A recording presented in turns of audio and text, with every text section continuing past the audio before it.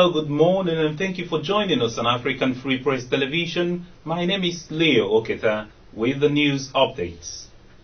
Fear has gripped ministers who served in former President Goodluck Jonathan's administration following the last weekend's arrest of former Minister of Petroleum Resources, Mrs. Diezani Alessin Madueke, by the Metropolitan Police.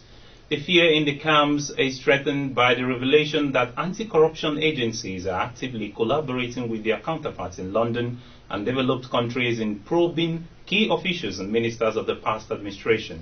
Only last weekend, the British National Crime Agency was said to have sent a team of detectives to work with operatives of Nigeria's Economic and Financial Crimes Commission, EFCC, to probe Alessin Madueke. The disclosure came hours after the anti-graft body sealed the Abuja residence of the former minister. Last night, the presidency announced it was collaborating with the British government on Diezani's case.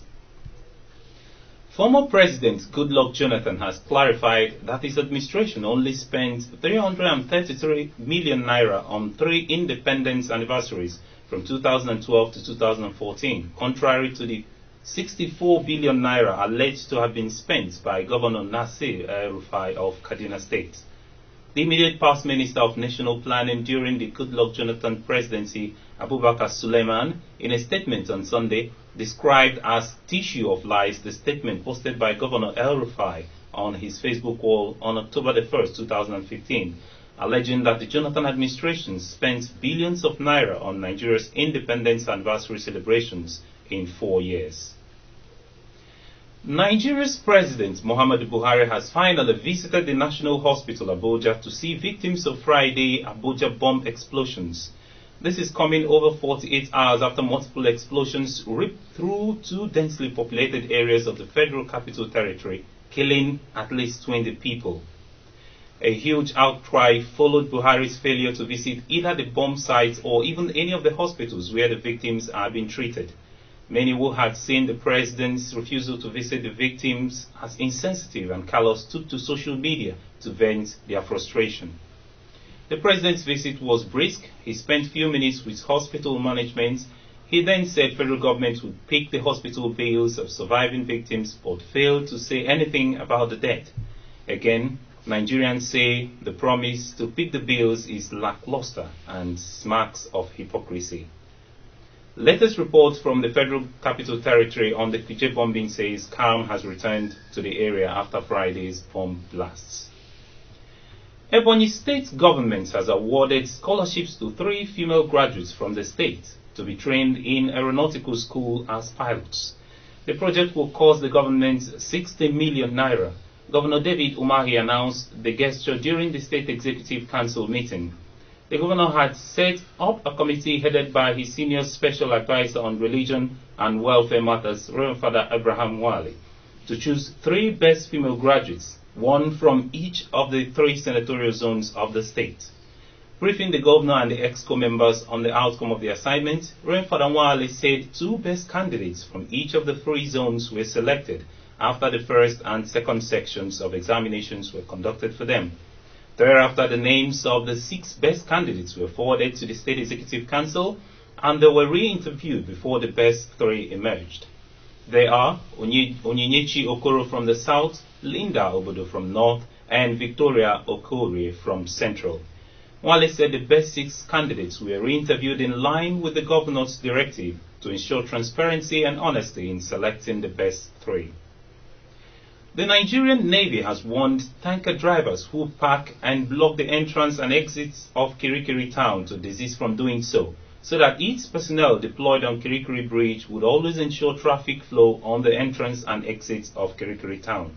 The Commander, Nigerian Navy Ship NNS Navy Commodore Celestine Odiase, who gave the warning, lamented the blockade of the movement of other vehicles by the tanker drivers who park on Kirikiri Bridge.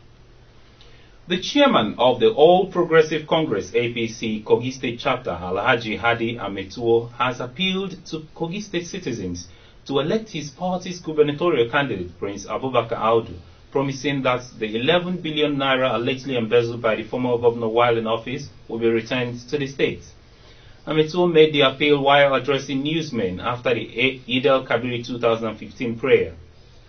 He rated Prince Audu Abubakar's first term in office more than the current government of Captain Idris Wada. He said the Prince Abubakar Audu deserves the votes of the people of Kogi State due to his experience and achievements in his first tenure at the Lugard House. The Vatican fired a priest on Saturday after he came out as gay and revealed he has a boyfriend on the eve of an important meeting of the world's bishop to discuss church teachings on family life, a topic that encompasses divorce, homosexuality and cohabitation. Considered a high-ranking Vatican official, Monsignor Christoph Karamsa, 43 years old, lived in Roma for the last 17 years and worked at the Congregation for the Doctrine of Faith since 2003. In several interviews, Karamsa said he was happy and proud to be a gay priest and was in love with a man whom he identified as his boyfriend. According to the Associated Press, he said he wanted to challenge the church's backwards attitude to homosexuality.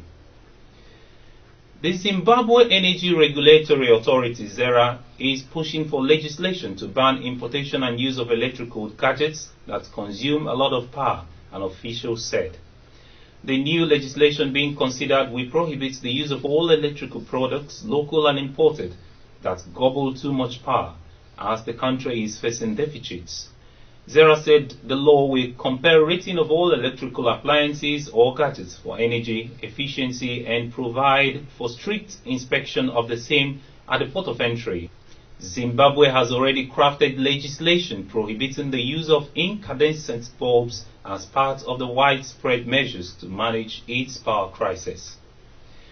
Alexis Sanchez scored twice as Arsenal reeled off a stunning 3-0 defeat of Manchester United on Saturday that sent Arsene Wenger's side up to second in the Premier League. Sanchez scored with a 6th-minute back heel and Mesut Ozil slotted home from Theo Walcott's cutback a minute later before Sanchez's 18-yard thunderbolt completed the scoring in the 19th minute at the Giddy Emirates Stadium. Victory took Arsenal into second above United on goal difference and 2 points below leaders Manchester City, who crossed bottom club Newcastle 6-1 on Saturday in a game that saw Sergio Aguero score 5 goals. Earlier, Everton and Liverpool shared the spoils after an occasionally ill-tempered 225th Merseyside derby finished 1-1 at Goodison Park, the 6th draw in 7 meetings between the teams. The Merseyside club's manager Brendan Rodgers lasted only few hours at the club after the stalemate as he was sacked by the board. And that's the news for you on African Free Press Television this morning. For more stories, please do visit our website at www.africanfreepress.com. Follow us on Twitter at African Free Press and like us on Facebook at African Free Press. From me, Leo Oketa, and the whole team in the studio this morning, it's a very good morning to you. Do enjoy the rest of your day. Bye-bye.